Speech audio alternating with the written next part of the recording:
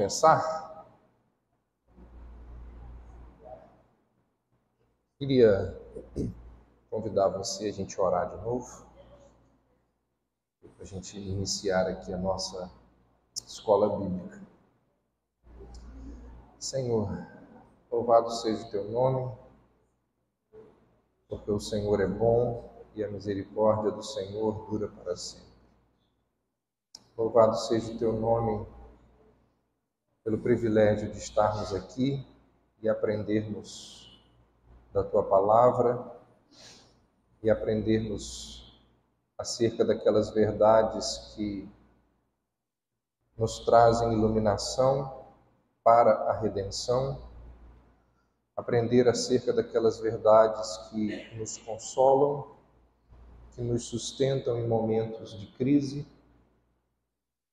E esse é um momento, então, significativo nas nossas vidas, quando nós paramos os nossos afazeres para juntos estarmos aqui debruçados ao redor das Escrituras para aprendermos dela, assim como Maria, que se assentou aos pés do teu filho para aprender.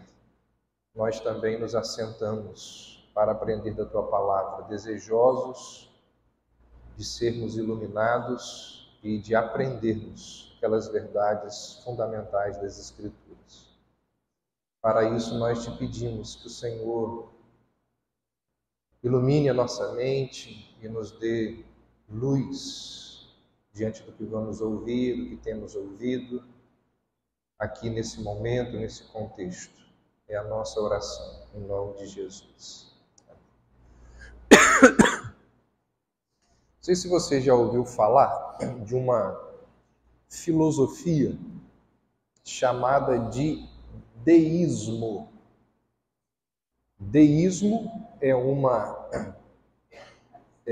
ideologia que surgiu como algo sistematizado, defendido, propagado ali no século XV, a partir dos anos 1600, século XVI, com um movimento que teve início lá na Itália chamado de Renascimento. Existiram alguns movimentos ao longo da história que foram tão fortes, tão impactantes, tiveram tanta repercussão, que eles entram no livro didático do aluno do ensino médio ao redor do mundo. O Renascimento, estudar acerca do Renascimento é algo obrigatório. Mais à frente teve um negócio chamado de Iluminismo, que também é ali a continuação daquilo que começou lá com o Renascimento. Então, no Renascimento, lá no século XV, XVI, surgiu com muita força esse negócio chamado de deísmo, que ainda é a forma de se pensar de muita gente ao redor do mundo. O que diz o deísmo? Ou o que defendem os filósofos deístas? Eles olham para o mundo no qual nós vivemos e eles não são capazes de dizer assim: não existe um Criador. Não existe um ser que não criou isso daqui. Isso aqui não pode ser obra do acaso. Os deístas, eles creem que existe um Criador. No entanto, esse Criador abandonou a sua criação. Por isso que os deístas gostam muito de ilustrar aquilo que eles pensam com a figura do relojoeiro. Se você tem aí no seu pulso um relógio, como eu tenho aqui, você sabe que esse relógio é seu, mas não foi você quem criou esse relógio. A pessoa ou a empresa que criou o relógio não cuida mais do relógio. Então a figura do relojoeiro é exatamente essa. Um Deus que criou, mas que abandonou a criação. Os deístas, eles são impulsionados a pensar dessa forma porque eles não conseguem entender como que um Deus todo-poderoso e um Deus de amor permite que haja no mundo sofrimento. Então o sofrimento, eles vão dizer, é aquilo que nos leva a crer que Deus criou o mundo e o abandonou. Então, essa ideologia extremamente difundida ali por volta do século XV e XVI, ela ensina e defende isso que eu acabei de dizer. O universo foi criado por Deus, no entanto, Deus não interfere na criação. Deus, para os deístas, é irrelevante. Nós estamos, o que isso tem a ver com aquilo que nós estamos estudando aqui acerca das doutrinas da graça? A doutrina arminiana, como nós temos visto ao longo desses últimos domingos, a doutrina arminiana da redenção, ela se aproxima muito dessa filosofia chamada de deísmo. Aquilo que os deístas creem em relação à criação não está distante daquilo que os arminianos creem acerca da redenção.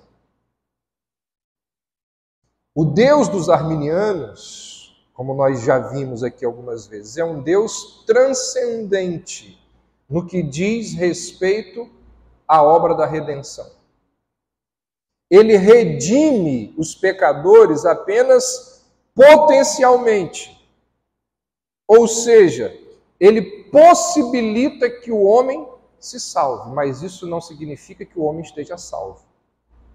Nós tratamos esse conceito, essa ideia, em algumas vezes aqui. Jesus foi na cruz, pagou o preço pelo pecado, morreu, mas agora depende do homem exercer a sua vontade. Então, o Deus dos arminianos é um Deus distante. Ele diz, olha, eu fiz o que eu preciso fazer, agora depende de você exercer a sua vontade, o seu livre-arbítrio. Então, é um Deus distante porque ele possibilitou a salvação e depois se afastou. Existe a possibilidade de salvação, mas depende de você. O Deus dos arminianos, ele não interfere soberanamente na aplicação da redenção. Ele deu o Filho, ele pagou o preço pelo pecado, mas agora ele fica na dependência da resposta humana. Então, no sistema soteriológico, que é aquele, como nós temos visto aqui, que trata das doutrinas da salvação, no sistema soteriológico arminiano, a aplicação ou a não aplicação da salvação não depende da vontade soberana de Deus, depende da decisão humana. Então, essa e aí eu mencionei a questão ali dos deístas, fiz a introdução da minha fala aqui mencionando os deístas, porque existem muitos teólogos que se referem ao sistema soteriológico arminiano como a redenção deísta. Ou seja, Deus criou o mundo e abandonou. Deus possibilitou a salvação e agora deixou para lá, à mercê da vontade do homem. Então é aquilo que é chamado de redenção deísta, muito parecida com a criação deísta. Então esse foi um resumão de um dos pontos importantes que nós falamos até aqui. Semana passada, o que é que nós vimos? Nós analisamos esses textos bíblicos aí que defendem a doutrina da expiação limitada. Há umas 3 ou 4 semanas atrás, nós analisamos aqueles outros textos que supostamente dão a entender que Cristo morreu por todos. E aí, semana passada, nós vimos esses aqui que deixam evidente que a morte de Cristo foi realizada somente em favor daqueles por quem Cristo morreu. E depois de fazermos a análise desses textos aí, nós chegamos a algumas conclusões. E nós vimos que a doutrina que afirma que Cristo morreu por todos os homens, ela, primeiro, nós chegamos... Não foi isso não.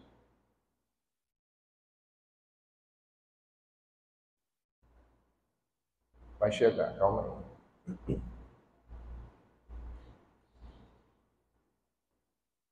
São os textos que nós fomos vendo.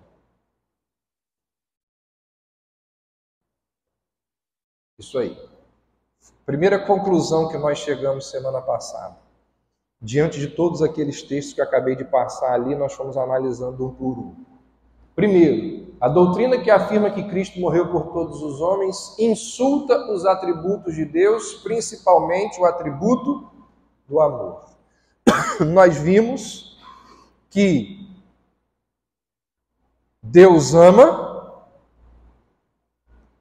dispensa o amor dele sobre o homem, mas o homem não responde a esse amor que Deus dispensou.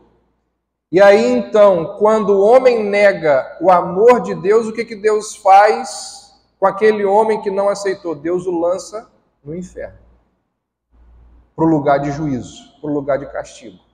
Isso faz com que o amor de Deus se transforme em ódio. Então, Deus tenta salvar, mas ele não é eficaz por causa da vontade humana. Esse amor, recusado pelo livre-arbítrio humano, torna-se ira ao enviar o homem para o inferno, que é ali o lugar da ira divina.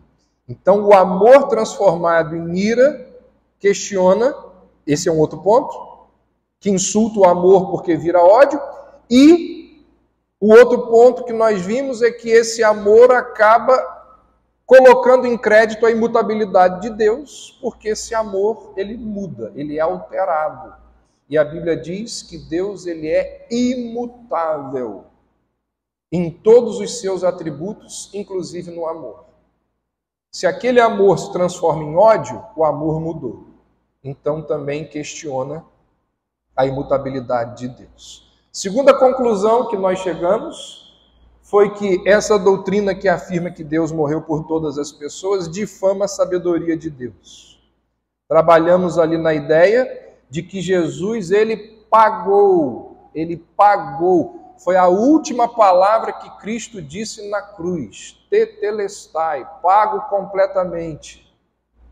Então nós trabalhamos aquela ideia de alguém que paga alguma coisa, mas não leva. Você compra algo, mas não leva aquilo que você comprou. Então, como que Cristo pagou por pessoas que ele não vai levar para o céu? Isso zomba, isso escarnece da sabedoria de Deus. Depois nós vimos que essa doutrina, ela difama o poder de Deus. Ou seja, Deus realizou a salvação de todos até certo ponto, mas não além desse ponto.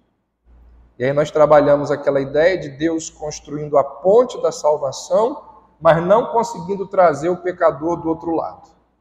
A ideia de que Deus fez a sua parte e agora nós precisamos fazer a nossa, nos lembra que no final das contas a salvação depende do homem e não de Deus, e isso acaba por escarnecer a sabedoria de Deus. Então foi isso que nós vimos. Estou fazendo um resumão aqui para poder introduzir aquilo que vou falar hoje e também, óbvio, para lembrar relembrar aquilo que nós vimos até aqui. Quarto ponto.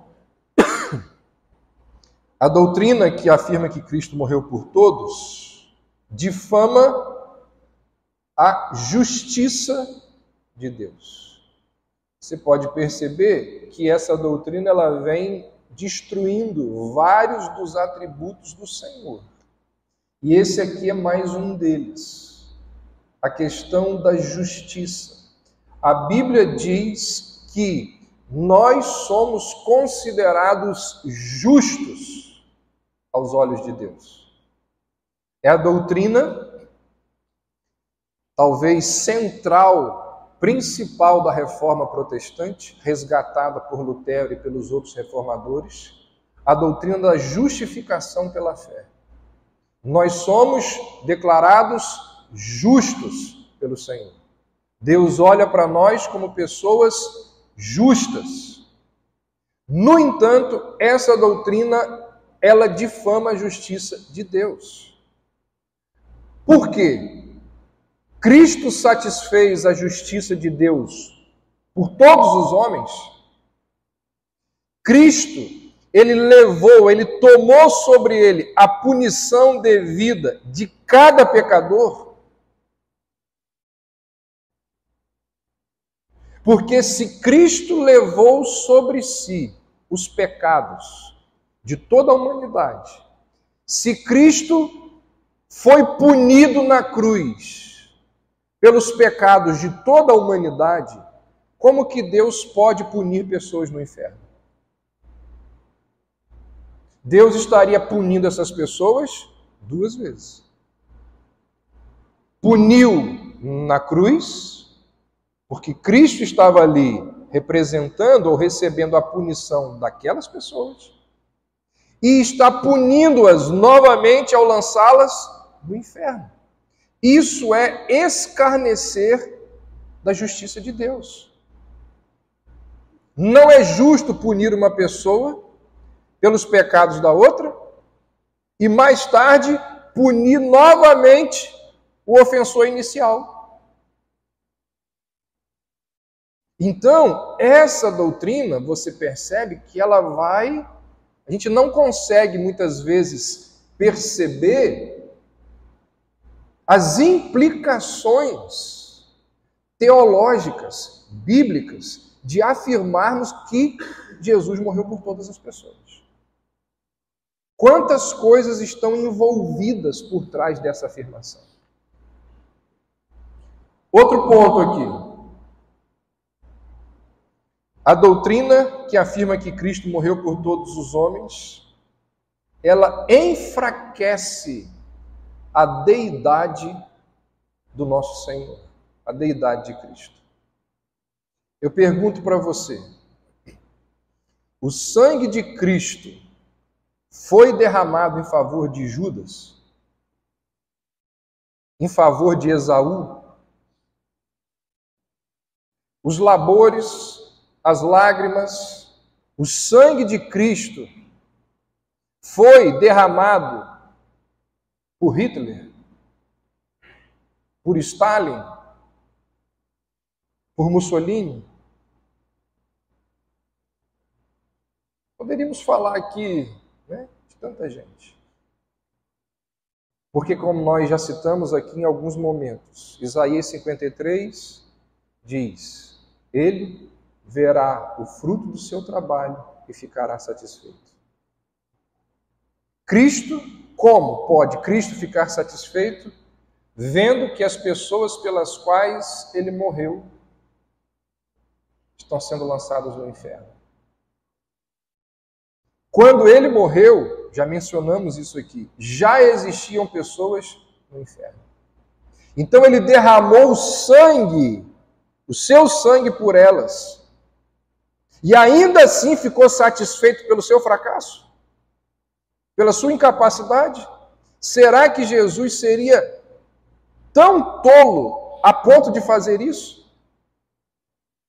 Spurgeon diz o seguinte: se foi intenção de Cristo redimir todos os homens, vocês podem ter certeza de que ele está deploravelmente decepcionado. Além disso, como que você explica o fato dele morrer por todas as pessoas, mas ele interceder só por algumas pessoas? Porque na oração sacerdotal ele diz de forma clara: não rogo pelo mundo, não rogo por todos. Eu rogo somente por aqueles que o Senhor me deu. Como que você explica? Ele morre por todos, mas intercede por alguns. Então tudo isso, no final, acaba diminuindo, talvez aniquilando a divindade de Cristo. Então perceba que são muitas implicações por trás dessa afirmação de que Cristo morreu por todas as pessoas. Por fim, a doutrina que afirma que Cristo morreu por todos os homens subverte a gratidão e a segurança do crente. Preste atenção. Acabei de mencionar aqui na introdução, e algo que nós trabalhamos por 2 domingos seguidos. Os arminianos dizem assim: na cruz, Jesus morreu para possibilitar a salvação. Agora a salvação é possível, mas depende do homem exercer a vontade dele e aceitar aquilo que Cristo realizou por ele. Por que eu devo ser grato a Deus por algo que eu estou aceitando? Algo que eu realizei. Se Jesus não fez por mim, presta atenção, se Jesus não fez por mim mais do que ele fez por Judas, mais do que ele fez lá pelos habitantes de Sodoma, por que eu devo agradecer a ele ao invés de agradecer a mim mesmo?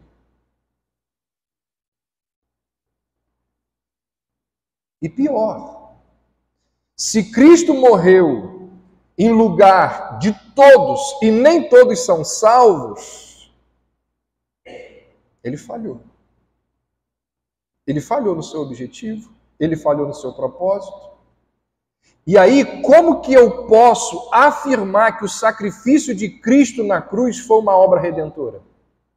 Porque a Bíblia fala em vários momentos que a obra de Cristo na cruz foi obra redentora. Que obra redentora é essa que não redime? Como que eu posso, no final das contas, ter a segurança de que ele vai me salvar? Porque isso acaba desembocando na minha salvação também. Porque se ele morreu por um amigo meu que foi para o inferno, quem garante que eu também não vou? Se Cristo morreu por um amigo meu que foi para o inferno, quem garante que eu também não vou? Aí você pode dizer assim: mas diferentemente do seu amigo, você creu em Jesus. O seu amigo não creu, mas você creu. Nesse caso, o mérito está no sacrifício de Cristo ou em mim, que acreditei? E aí, se o mérito está em mim, que acreditei, isso deixa de ser salvação por graça. Porque fui eu. Tudo que eu produzo, tudo que o homem produz, é obra, não é graça. E se a salvação é por obra, isso é blasfêmia. É o que Paulo vai dizer para os crentes da Galácia. Paulo vai dizer assim: eu estou admirado que vocês tenham passado tão depressa deste evangelho para um outro evangelho. Qual é o outro evangelho que o pessoal da Galácia estava defendendo? Salvação por fé, mais obras. Que no final das contas são obras. Que é aquilo que a Igreja Católica defende hoje. A Igreja Católica não nega a fé, mas ela diz que é a fé mais a penitência, mais a obra. Por isso que a Reforma Protestante veio dizendo sola, somente, é somente a fé. Então, eu repito, quando nós dizemos que Cristo morreu em lugar de todos,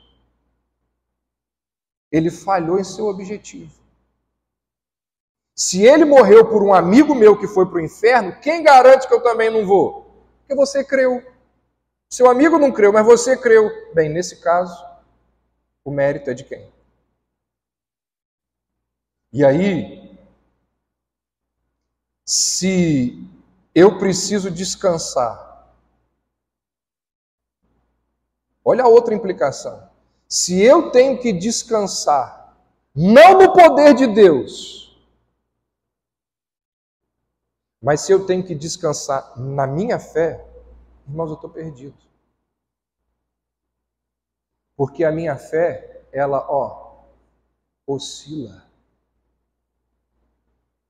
Louvado seja Deus por aquilo que a Bíblia diz que aquele que começou a boa obra, é ele que vai terminar.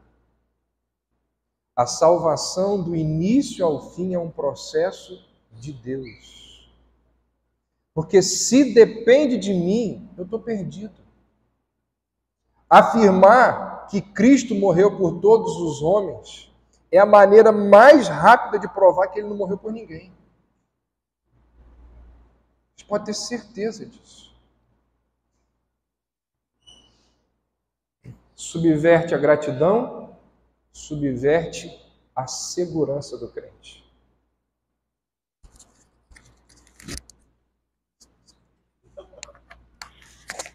Então, sobre essa questão da segurança, tá dando para ouvir? Tá saindo? Tá dando para ouvir atrás? Mais ou menos, aumenta um pouquinho, mano, por favor. Sobre a segurança da salvação,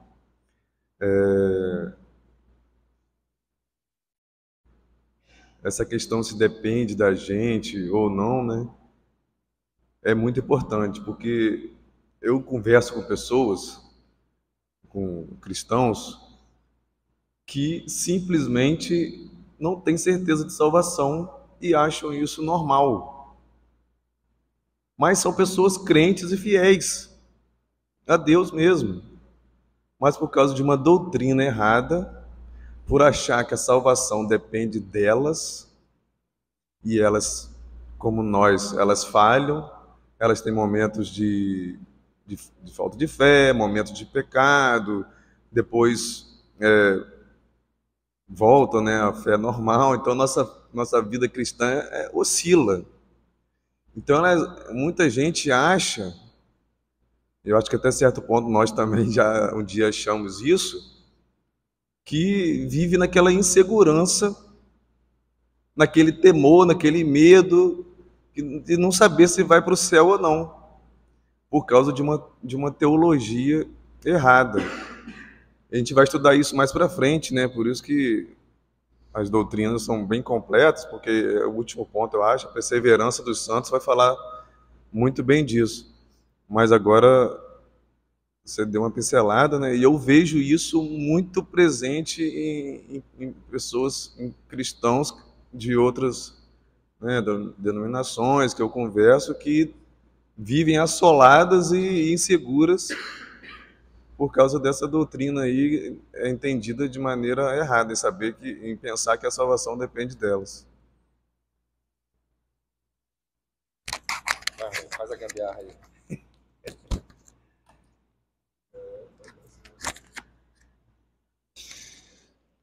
Léo está lembrando aqui de algo muito valioso, importante, que é o último dos 5 pontos que nós estamos estudando aqui.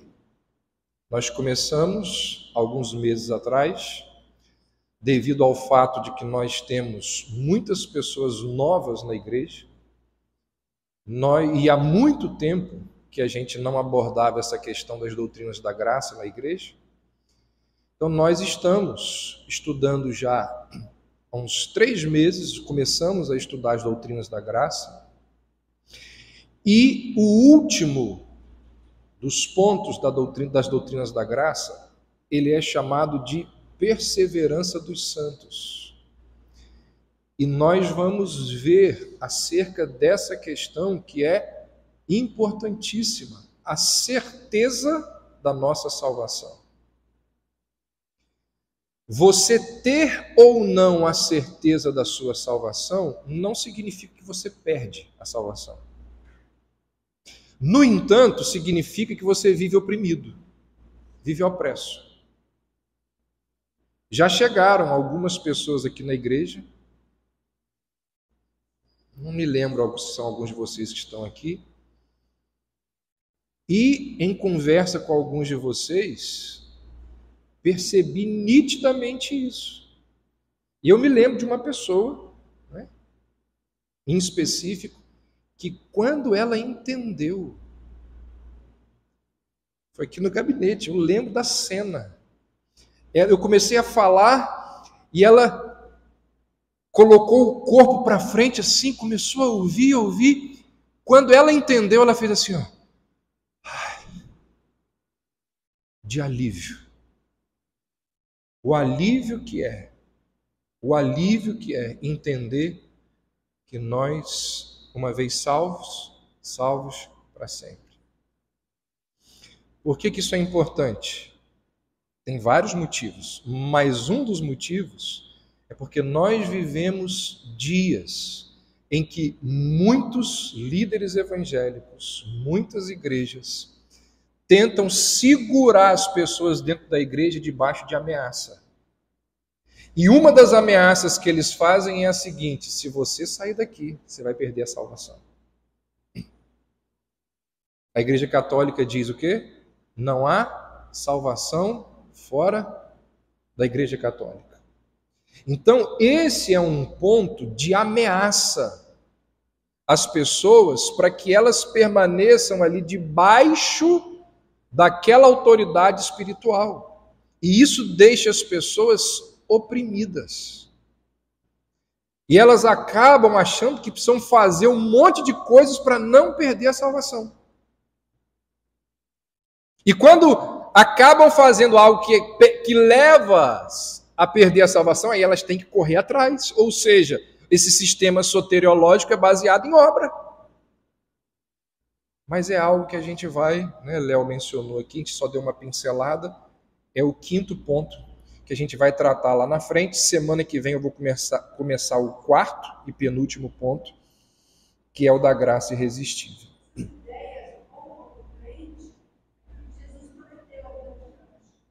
Sem dúvida. Só para quem está acompanhando ali na internet, foi mencionado, né, que essas ideologias, elas roubam do cristão aquilo que Jesus prometeu de uma vida abundante. Meu próximo ponto, para a gente caminhar para o fim. Por que existem pessoas no inferno?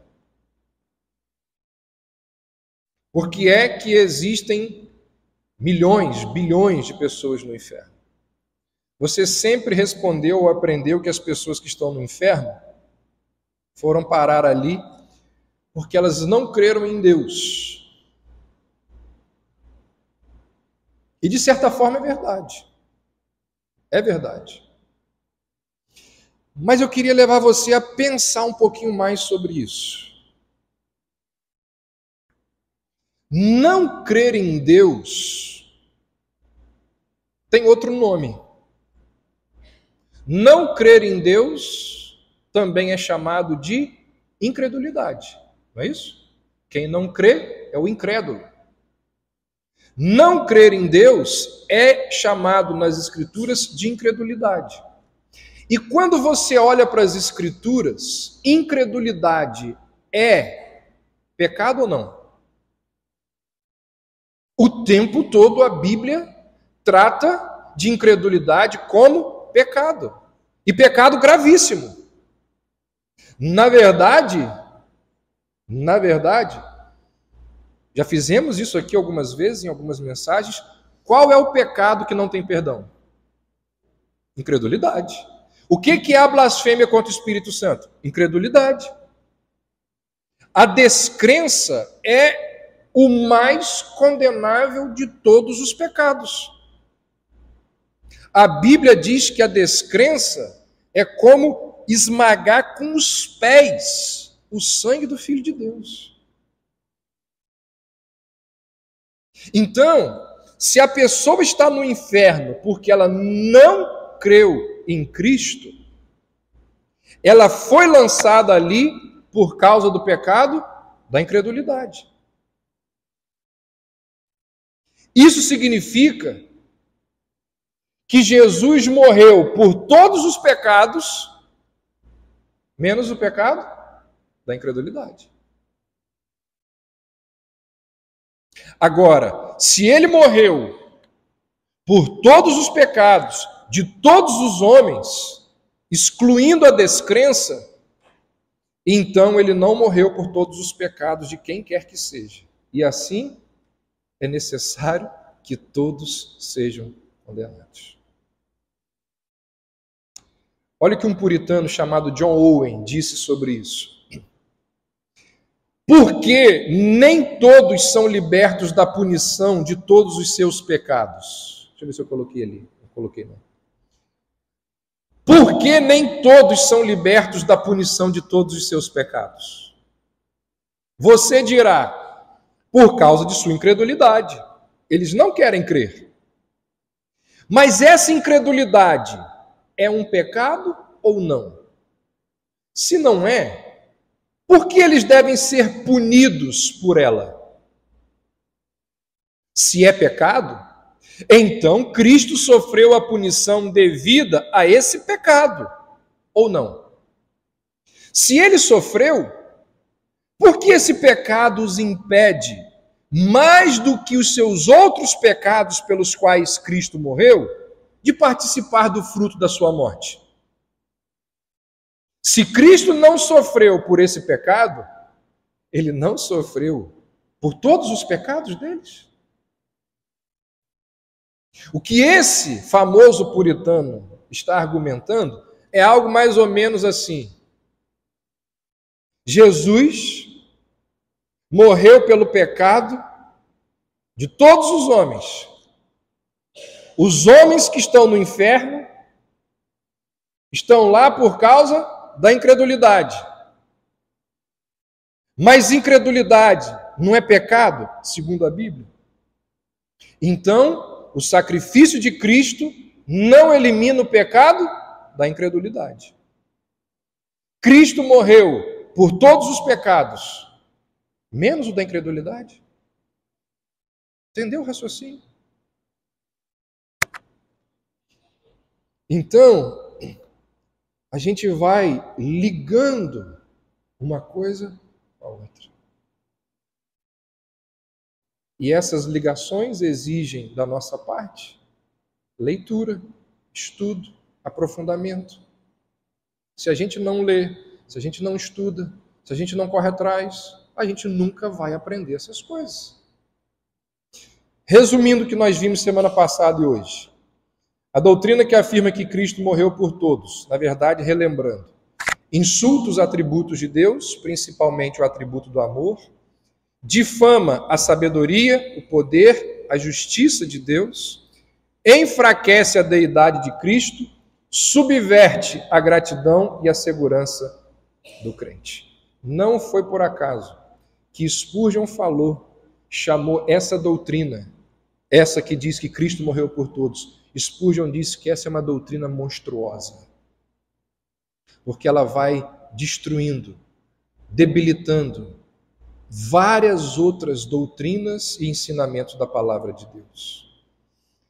Um pregador chamado George Whitefield, que viveu na Inglaterra tempos atrás, ele disse assim: a doutrina da redenção universal é a maior vergonha à dignidade do Filho de Deus e do mérito do seu sangue. Então, o Deus que a fé reformada acredita, ele não é tolo a ponto de sacrificar o seu filho por pessoas que ele não vai salvar. A Bíblia deixa claro que Deus reunirá os seus eleitos. Há um texto que diz que Deus reunirá os seus eleitos dos 4 cantos da terra. Ele vai trazê-los. A Bíblia é clara em dizer que não haverá assentos vazios lá no céu. C.S. Lewis, lá nas Crônicas de Nárnia, ele fala dos seres humanos, né, dos 4 ali como reis, e essa é uma das figuras que a Bíblia utiliza para nós que estaremos lá no céu.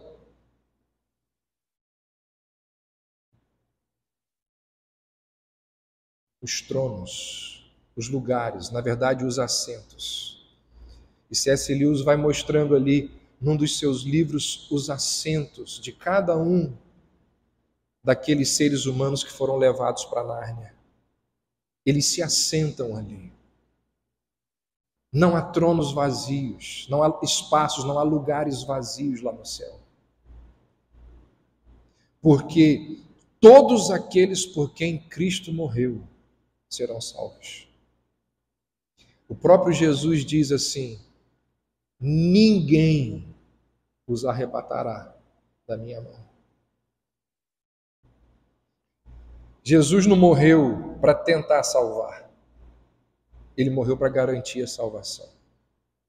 Tão certo como houve uma cruz real, um corpo real, um sangue real, um túmulo real, uma ressurreição real, também houve uma expiação real. Não houve uma possibilidade de expiação. A morte de Cristo foi uma expiação que teve sucesso total e não apenas uma tentativa parcialmente falha. Então perceba, as doutrinas da graça, elas estão todas interligadas. Todas.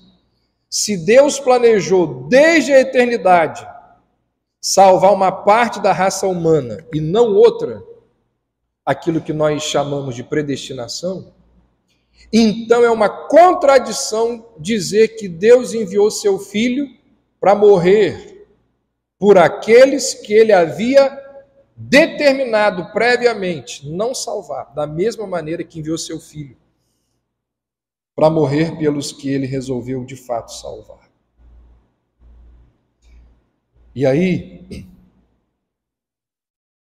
você obviamente pode pensar assim, e muitos pensam: bem, eu entendi tudo até aqui, mas o meu pai, o meu primo, o meu irmão, o meu tio, o meu amigo, será que ele é um eleito? Se for um eleito, até hoje, ele não deu a menor evidência, a menor prova. Pelo contrário, tudo que ele tem em relação ao Evangelho é aversão. Como que essa pessoa vai se converter? É o nosso próximo ponto, que a gente vai ver a partir de semana que vem. O 4º ponto do calvinismo, das doutrinas da graça, é chamado de graça irresistível. É aquela história quando Deus chama, o homem vem. Novamente usando aqui a figura de C.S. Lewis. C.S. Lewis era um ateu, convicto, defensor do seu ateísmo. E aí ele conta, num dos seus livros, que Deus foi, aos poucos, amolecendo o coração dele. Aos poucos. E aí ele diz que um dia ele resolveu ir no zoológico. Ele entrou no ônibus, ele diz assim: eu fui pegar o ônibus para ir no zoológico, entrei ateu, desci convertido. Ele disse: naquele trajeto, aquilo que Deus vinha trabalhando no meu coração aconteceu ali dentro. Entrei ateu, desci convertido. E aí ele vai dizer assim: eu fico ouvindo as pessoas dizer assim, vá até Deus, você precisa buscar a Deus. Ele disse, não existe essa história do homem buscar a Deus. O homem não busca Deus, o homem só foge de Deus. Essa história de um homem buscar Deus não faz o menor sentido. Na verdade, o homem foge de Deus igual o rato foge do gato. Ele diz, Deus é que vem até o homem. Ele diz assim, eu não procurei Deus, eu estava fugindo de Deus. Só que chegou uma hora, ele diz, Deus me encostou na parede. E eu não tinha mais para onde ir. Graça irresistível. É o próximo ponto. Que a gente vai ver a partir de semana que vem. Mas eu quero encerrar ainda fazendo duas observações aqui sobre o nosso terceiro ponto. A expiação limitada não significa que a morte de Cristo é limitada em poder. Não é uma limitação de valor e virtude, mas somente de desígnio e de aplicação, disse um teólogo chamado A.W. Pink, aquele autor de Deus é Soberano. Preste atenção.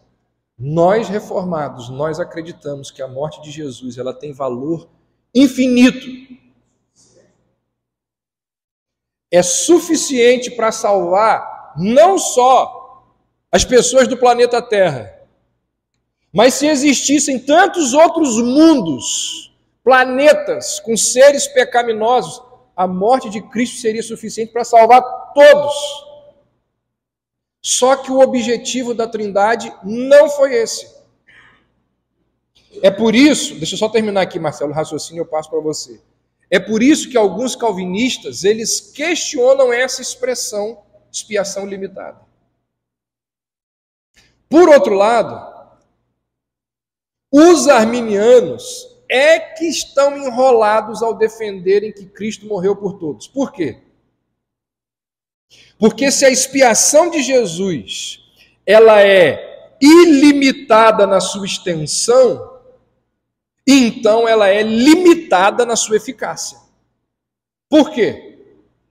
Porque milhões de pessoas por quem Cristo morreu estão no inferno.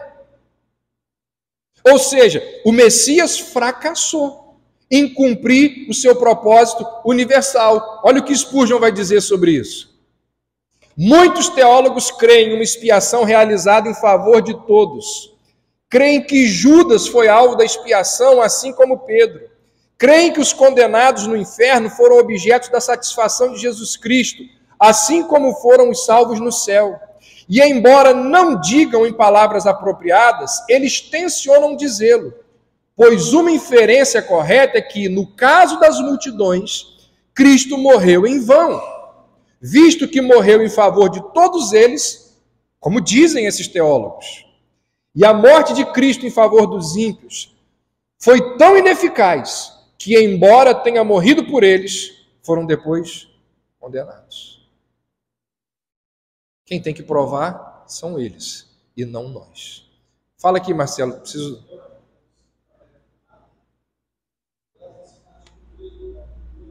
Espera aí, Leobac, espera aí, para você falar aqui. Os cânones de Dort, que é um dos símbolos da fé reformada, trazem essa questão aí, está valendo quanto o reverendo estava falando, no artigo 3, no capítulo 2. Essa morte do Filho de Deus é o único e perfeito sacrifício pelos pecados, de favor de dignidades infinitos, abundantemente suficiente para expiar os pecados do mundo inteiro. Aí vem a questão de suficiente, aí eu fazendo uma elucubração aqui, e eficiente. Suficiente para todos, mas apenas eficiente, né, para os eleitos. Aí eu percebo outra coisa aqui que é interessante, que os cânones de Dort foram para contrapor Jacob Arminius, que era pastor da igreja reformada de Amsterdã. Interessante, né? Ele é pastor de uma igreja reformada e falava da presciência de Cristo, não cria nisso. Fez uma questão interessante, as divergências que tinham, né? Mas a suficiência para todos, a eficiência apenas para os eleitos, né? Você falou infinito aí. Interessante.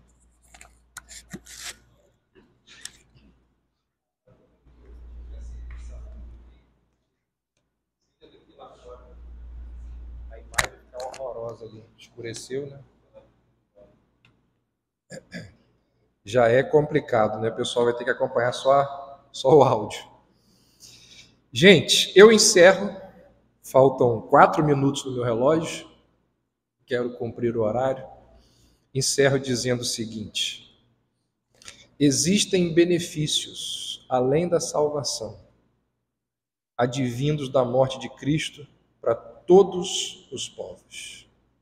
Quando a gente diz que Jesus morreu apenas pelos eleitos, não significa dizer que não existam benefícios da morte de Cristo para a humanidade. A morte de Cristo trouxe para o fluxo da história humana uma ética da qual até mesmo os ímpios se beneficiam. Fica evidente nas Escrituras o fato de que, enquanto o Evangelho da Graça é pregado em todo o mundo, o julgamento é adiado. A Bíblia diz que Cristo só vai retornar quando o Evangelho for anunciado em todos os cantos do mundo. Não é para todas as pessoas, mas em todos os cantos do mundo.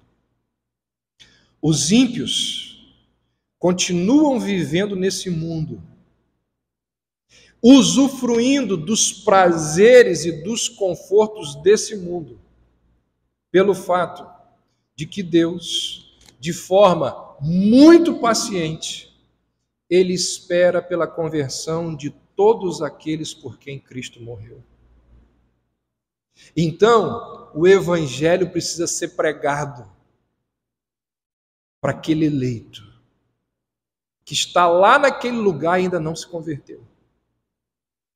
Quando o Evangelho for pregado para o último eleito e ele vier à fé, aí você já pode olhar para o céu, que Cristo vai voltar. Enquanto isso não acontece, o mundo continua. E o mundo continua com seus prazeres e confortos para os ímpios. Eles usufruem disso, eles são beneficiados por causa do sacrifício de Cristo. Outro fator que deve ser levado em consideração, não fugindo desse ponto, o mundo, irmãos, seria um lugar muito pior se não fossem as verdades cristãs. Peguem aqueles povos, aquelas culturas que proíbem o cristianismo. Você vai ver a barbárie que é aquilo dali. Eu não estou dizendo que lugares onde a fé cristã chegou não tem coisa ruim. Estou dizendo isso. Mas eu estou dizendo que povos onde não existe a fé cristã, a barbárie ali é uma coisa absurda. Valores cristãos como amor, perdão, misericórdia, compaixão e tantos outros, eles vão, de certa forma, protegendo. Perceba que eu disse protegendo, eu não estou dizendo aniquilando o mal. Então, a morte de Cristo, ela traz benefícios, inclusive, para as pessoas que não são eleitas. Não são benefícios salvíficos, mas são benefícios que permitem ao ser humano viver num lugar bom, ou bom em relação àquilo que poderia ser? Sem dúvida nenhuma.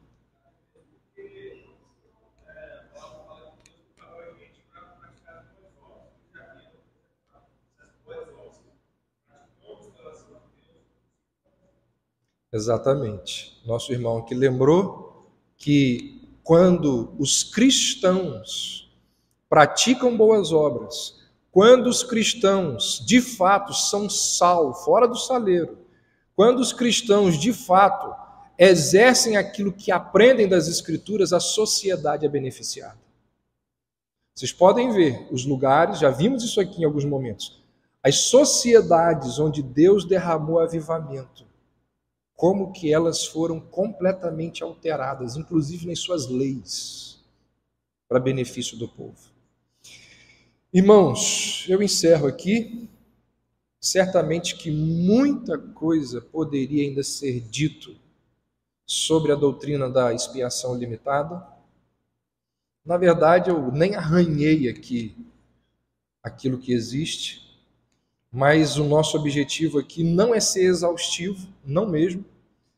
Nosso objetivo aqui é só trazer para quem está chegando na igreja o entendimento daquilo que nós, como igreja reformada, acreditamos.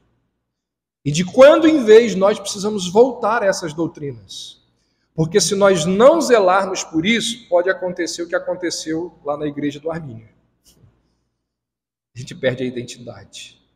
E a gente vai perdendo aquilo que nos é tão caro, aquilo pelo qual nós temos lutado ao longo dos anos. E também, óbvio, né, a gente está relembrando essas verdades para aqueles que já sabem, já ouviram, mas nunca é demais a gente lembrar. Alguém quer perguntar mais alguma coisa, falar? Ok. 11:02. Vamos orar? Senhor, nós te louvamos por Jesus Cristo, o nosso Salvador.